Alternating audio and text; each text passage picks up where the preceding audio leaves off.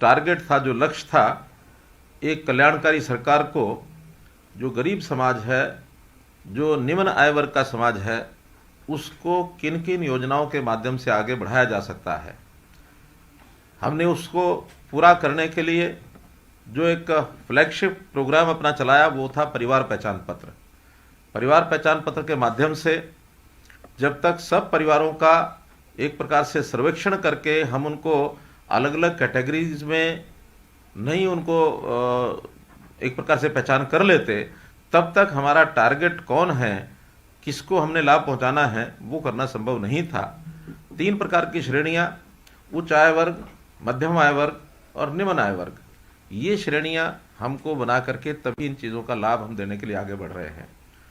तो इसलिए परिभाषा के तौर पर जो हमने निम्न आय वर्ग, इसकी जो परिभाषा रखी है वो किसी भी परिवार की कम से कम 15,000 रुपये मासिक या 1,80,000 रुपये वार्षिक, ये उसकी आय आमदन, इस आय से नीचे के लोगों को हम निम्न आय वर्ग का एक ऐसा परिवार मानते हैं। इससे ऊपर मध्यम आय वर्ग, उच्च आय वर्ग, उसकी हमने कोई एक लिमिट अभी नहीं तय की है, विचार की है, आगे चल के विचार करेंगे। लेकिन प्रथम चरण में तो ये जो निम्न आय वर्ग है, इसके लिए भिन्न भिन्न योजनाएं हमने बनाई हैं। इसकी आय कैसे बढ़े, तो उसके लिए पहले चरण में 1 लाख रुपये वार्षिक आय के जो परिवार थे, इन सबको एक स्थान पर बुलाकर अंत्योदय मेले हमने लगाए। गरीब मेले, अंत्योदय मेले, रोजगार मेले, कुछ भी हम कह सकते हैं। और हर एक ब्लॉक स्तर पर लगभग 250 से ऊपर 270 के आसपास ऐसे जो मेले हैं वो अलग अलग दिन लगे हैं। और लगभग 90,000 परिवार जिनको व्यक्तिशः सूचना दी गई थी, जो श्रेणी में आते थे, उन्हीं को बुलाया गया था। और उनको लगभग 54 ऐसी स्कीमें हैं अलग अलग डिपार्टमेंट्स की, उनको काउंसलिंग करके उसके लिए तैयार किया गया कि अपनी आय बढ़ाने के लिए कैसे आप आय बढ़ा सकते हैं। 1 लाख से ऊपर सबको बढ़ाना है, वो 1,80,000 तक पहुँचे, 2 लाख तक पहुँचे। और इसमें बैंकों का भी हमको सहयोग मिला है, जिन्होंने लोनिंग जो है उसके फॉर्म भर के उनको कईयों को तो क्लियर कर दिया, और जो बाकी भी प्रोसेस में हैं। और मैं समझता हूँ उन सब का सहयोग, चाहे व्यवसाय करके, चाहे उनकी स्किलिंग करा करके, और चाहे कोई संस्थाओं में, कोऑपरेटिव संस्थाओं में उनको भागीदार बना करके, सेल्फ हेल्प ग्रुप में भागीदार बना करके, या प्राइवेट क्षेत्र के अंदर नौकरियां दिला करके, ये सारे पहलू हैं जिस पर विचार किया गया। और वो पहला चरण हमारा पूरा हुआ है। दूसरा चरण भी ऐसे सब परिवार जो बच गए उस समय नहीं आए, या जिनकी पहचान उसके बाद हुई है, ऐसे सब लोगों को हम दूसरे चरण में बुलाएंगे। वो जैसे ही कोविड की तीसरी लहर का ये यानी एक प्रकार से ठीक होता है, हम इम्प्रूव करते हैं, तो उसके बाद उस चरण को भी हम शुरू करेंगे। इसी में दूसरा विषय है सामाजिक सुरक्षा। सामाजिक सुरक्षा के नाते से बहुत सी ऐसी स्कीमें, योजनाएं हैं, जिन योजनाओं का लाभ यदि परिवार को मिले तो उसकी सुरक्षा, भविष्य उसका सुरक्षित हो सकता है। बीमा की योजनाएं बहुत सी हैं। केंद्र सरकार की जो योजनाएं हैं बनी हुई हैं, जिनका आज उल्लेख किया गया है, से अभी तो 5 योजनाओं का उल्लेख मुख्य रूप से किया गया, इसके अलावा भी बहुत योजनाएं हैं। तो उन 5 योजनाओं में जो बेनिफिशियरी है उसको भी कंट्रीब्यूट करना पड़ता है एक प्रीमियम के नाते से। कुछ प्रीमियम बेनिफिशियरी करता है और कुछ प्रीमियम केंद्र सरकार उसमें कंट्रीब्यूट करती है। लेकिन ध्यान में यह है कि बेनिफिशियरी कई बार प्रीमियम अपना देने में असमर्थ होता है, देने का उसका इच्छा नहीं रहती है, देने का स्वभाव नहीं है। हमने उसी को आगे बढ़ाते हुए योजना बनाई है, मुख्यमंत्री परिवार समृद्धि योजना। एक राशि तय की कि ये राशि इन परिवारों की योजनाओं के प्रीमियम में काम आ सके, ताकि योजनाओं का लाभ लिया जा सके। वो राशि की जो लिमिट है वो हमने 6,000 रुपये वार्षिक रखी है। तो 6,000 रुपये वार्षिक में जो 5 योजनाएं आज जिनका प्रीमियम, ये ठीक है कि पहली बार का प्रीमियम लाभार्थी को खुद कराना होता है, अपना रजिस्ट्रेशन कराना होता है, चाहे वो बैंक में जाए, चाहे वो CSC में जाए। उसके बाद उसको पहला प्रीमियम वो रिफंड करेंगे और आगे से प्रीमियम उसके खाते में सरकार डालेगी। तो आज जो आपको बताया गया जो संख्या है, जिसके अंदर योजनानुसार प्राइम मिनिस्टर जीवन ज्योति योजना, जिसमें 1,76,000 परिवारों को जिनका रजिस्ट्रेशन बैंकों ने कराया है और 330 रुपये वार्षिक उनसे लिया गया, आज उनके खाते में 330 रुपया वो सारा और रीएम्बर्स उनको कर दिया गया है। ये बेनिफिशियरी 18 साल से 50 साल तक की आयु के रहेंगे, जिनको किसी भी कारण से मृत्यु होने पर 2 लाख रुपया उनको ये मिलेगा। और इससे पहले भी यदि कुछ लोगों ने 1 वर्ष 2 वर्ष पहले ये शुरू किया होगा, क्योंकि हमने ये योजना शुरू की थी 26 जनवरी 2020 को, और 26 जनवरी 2020 का मतलब है कि जनवरी यानी उस महीने से ही, जनवरी 2020 से आज तक पहले भी किसी ने अपना प्रीमियम दे दिया है, लगातार प्रीमियम दिया है, तो वो राशि भी उनके बैंकों में खातों में रियम्बर्स हम करेंगे। इसी प्रकार दूसरी योजना है प्राइम मिनिस्टर सुरक्षा बीमा योजना, जिसमें एक्सीडेंट के कारण से डेथ होती है या कोई अंग जो है वो एक प्रकार से उसका नुकसान होता है, उसको कोई दुर्घटना के कारण से अंग विहीन हो जाता है, तो उस अंग के कारण से अगर गंभीर रूप से उसका कोई हाथ है, पैर है या ऐसा कोई दुर्घटना हुई है तो उसको 1 लाख रुपया मिलेगा। इसकी प्रीमियम इसका 12 रुपया वार्षिक है। 12 रुपया बेनिफिशियरी देता है, 12 रुपया केंद्र सरकार देती है।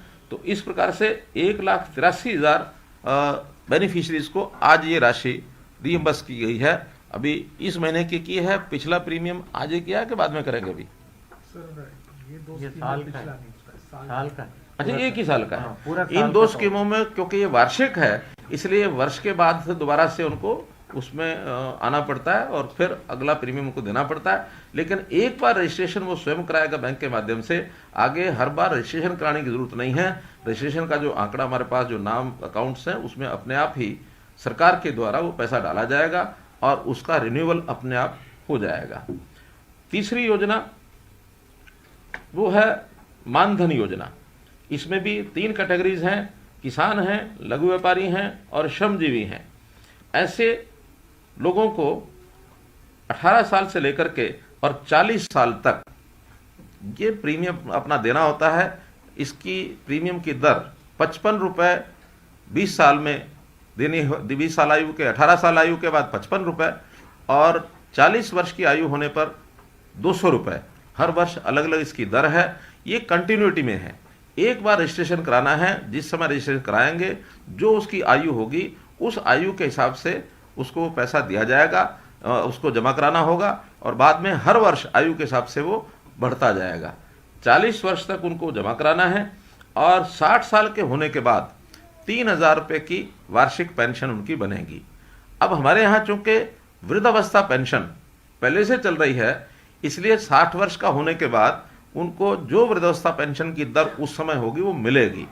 हम प्रावधान ये कर रहे हैं कि 60 साल का होने पर जो वृद्धावस्था पेंशन के लाभार्थी हैं वो जो पेंशन उस समय ले रहे होंगे 3,000 या वो पेंशन जो अधिकतम होगी उस समय वो मिलेगी। क्योंकि इस 3,000 में तो अभी निश्चित है, हो सकता है नई योजना में ये 3,000 से ज़्यादा की भी कोई नई योजना बन सकती है, लेकिन आज 60 साल होने पर 3,000 या जो हरियाणा सरकार की अधिकतम पेंशन है वो मिलेगी।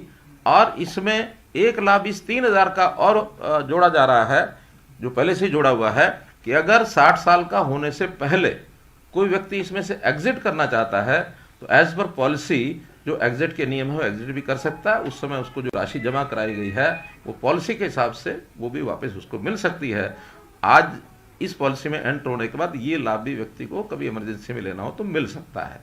इस प्रकार से इन तीनों योजनाओं के लिए 30,600 लाभार्थियों को आज राशि जो उनकी है वो रियम्बर्स की गई है, क्योंकि ये सीएससी के माध्यम से इनका रजिस्ट्रेशन होता है और ये लगातार चलने वाली है। जिन्होंने पहले 2 साल में अगर रजिस्ट्रेशन कराया होगा तो उनके पिछले वर्षों की जो राशि है वो भी मिलेगी। ये राशि मासिक है, हर महीने जमा करानी होती है। तो हर महीने का अर्थात 20 वर्ष की आयु का कोई व्यक्ति है या 18 वर्ष की आयु का व्यक्ति है तो उसको लगभग 650 रुपया ये राशि वर्ष की जमा करानी होती है और वो पैसा सरकार देगी। और अगर 40 वर्ष का हो गया है तो उनको 2400 रुपया ये साल का देना होता है, तो 2400 रुपया वो जो प्रीमियम है वो सरकार देगी। तो इस नाते से आज जो पैसा रियम्बर्स किया गया है लगभग 5.5 करोड़ रुपया ये राशि दी गई है।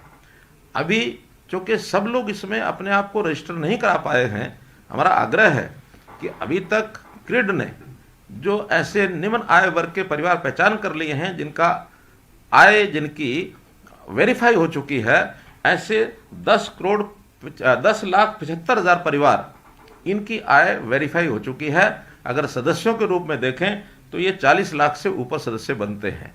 तो इस नाते से ये सब जब भी रजिस्ट्रेशन कराएंगे, इसके लिए हमारे डिपार्टमेंट्स, वैसे तो बैंकों की जो 2 योजनाएं हैं उसमें बैंकों को नाम दिए गए हैं कि कौन ये 43 लाख सदस्य होंगे, उनके माध्यम से, उनके अकाउंट के माध्यम से उनका फार्म भरा जाएगा। और बाकी जो योजनाएं हैं, चाहे वो किसान मानधन योजना है, लघु व्यापारी मानधन योजना है या श्रमजीवी मानधन योजना है, इसके लिए हमारे विभाग के लोग वो उन सब लोगों को यानी परामर्श देंगे, उनको संपर्क करेंगे और उनको CSC पर जाकर के वो अपने फार्म को भरें और पहली बार का प्रीमियम वो वहाँ जमा करा दें। जैसा जैसा जिस महीने में जमा होता जाएगा उसी महीने के हिसाब से उनकी रीइंबर्समेंट बैंकों में होती चली जाएगी या उनके अकाउंट में सीधी होती चली जाएगी, ताकि इस योजना के लिए वो योग्य यानी एलिजिबल बन पाए।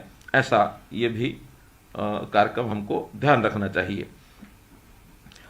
और इसके साथ जिन योजनाओं का प्रीमियम इस 6000 में दिया जा सकता है, यदि इन 5 योजनाओं का लाभ लेने के बाद कुछ पैसा 6000 रुपये में से बचता है, तो जैसे किसान फसल बीमा योजना है, कृषि प्रधानमंत्री फसल बीमा योजना, उसका प्रीमियम है वो भी इसमें से भरा जा सकता है। अथवा अन्य सरकारी योजनाएं, चाहे केंद्र सरकार की हो या प्रदेश सरकार की हो, जो ऑप्शन बेनिफिशियरी देगा उस बेनिफिशियरी के हिसाब से इस 6000 का वो उपयोग कर सकते हैं। ये एक सूचना आपको उसमें से दी जा रही है। तो इसलिए आज के इस कार्यक्रम के माध्यम से जो भी लाभार्थी हुए हैं, ऐसा कुल अगर लाभार्थी अलग अलग योजना के हिसाब से देखा जाए तो ये लगभग 4 लाख ऐसे बेनिफिशियरी बनते हैं। अगर इसमें कॉमन बेनिफिशियरी भी निकालेंगे तो और 1 लाख कम भी कर लें तो भी 3 लाख जरूर बनेंगे। तो 3 लाख से 4 लाख लोग हरियाणा के आज इनको बेनिफिट मिला है। 3,14,000 अगर हम कॉमन बेनिफिशरीज को उसमें से हटा दें तो कुल 3,14,000 बेनिफिशरीज हैं जिनको 5,32,99,000 अर्थात 5,33,00,000 रुपया ये आज रीइंबर्स किया गया है। लेकिन आगे जैसे जैसे संख्या बढ़ेगी वैसे वैसे जो पिछले बचे हुए हैं उनको भी रीइंबर्स किया जाएगा, नए जो जुड़ते जाएंगे उनको भी रीइंबर्स किया जाएगा। हमने इसमें पर्याप्त बजट अपना रखा हुआ, प्रावधान रखा हुआ है। हमें इंतजार है आपके रजिस्ट्रेशन कराने की। यदि आप रजिस्ट्रेशन जल्दी से जल्दी कराएंगे तो जल्दी से जल्दी आपके अकाउंट में ये पैसा रीइंबर्स होगा और आगे के लिए सरकार के द्वारा ये भरा जाएगा। टोटल ये टोटल दे सकते हैं अगर रजिस्ट्रेशन। ठीक है, वो तो बहुत बड़ी अमाउंट है। हमारे सेक्रेटरी फाइनेंस बता रहे हैं कि पैसे की कमी नहीं है। आप अपने अपने क्षेत्रों में जो आज बेनिफिशरीज हैं वो भी, हमारे जो अधिकारी हैं वो भी, और मीडिया के माध्यम से जिनको भी हम अपनी सूचना पहुंचा सकते हैं हम पहुंचा रहे हैं। वो सब लोग हरियाणा के, जो मैंने बताया कि अभी 43 लाख सदस्य ऐसे हैं जिसमें से आज मात्र 3.5 लाख लोगों को ही ये बेनिफिट मिल रहा है। तो ऐसे सब लोग जल्दी से जल्दी कराएं। हम चाहेंगे कि 31 मार्च इस वर्ष सब लोग अपना अपना रजिस्ट्रेशन इसमें करा सकें ताकि उनको ये लाभ दिया जा सके। तो मित्रों, भाइयों बहनों, इस कल्याणकारी सरकार का आज ये पहला कार्यक्रम इतने लाख लोगों को हम लोग जो दे रहे हैं, इसका लाभ हम लोग उठाएं। हम आगे चल करके जैसे आयुष्मान भारत इस स्कीम में भी अभी तक जो भी 15.5 लाख परिवार इसमें लाभान्वित हुए हैं वो SECC data, socio economic caste census, इस आधार पर जो डाटा था उन्हीं परिवारों को उसमें जोड़ा गया है। लेकिन आगे जो परिवार उसमें नहीं जुड़े हैं और 1,80,000 रुपये वार्षिक की आय से कम के परिवार और भी हैं, उनको भी हम अपनी ओर से जोड़ेंगे और उसका जो प्रीमियम होगा वो हरियाणा सरकार भरेगी, क्योंकि पहले SEC डाटा का जो प्रीमियम है वो केंद्र सरकार देती है। बाकी इसका जितनी भी संख्या है वो सब का सब हरियाणा सरकार इसमें प्रावधान करेगी और इसमें जोड़ेगी।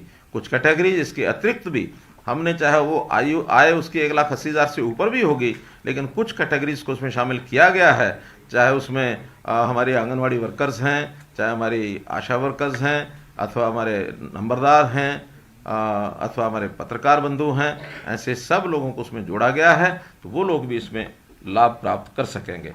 आज के इस अवसर पर आप सबको बहुत बहुत बधाई, बहुत बहुत धन्यवाद।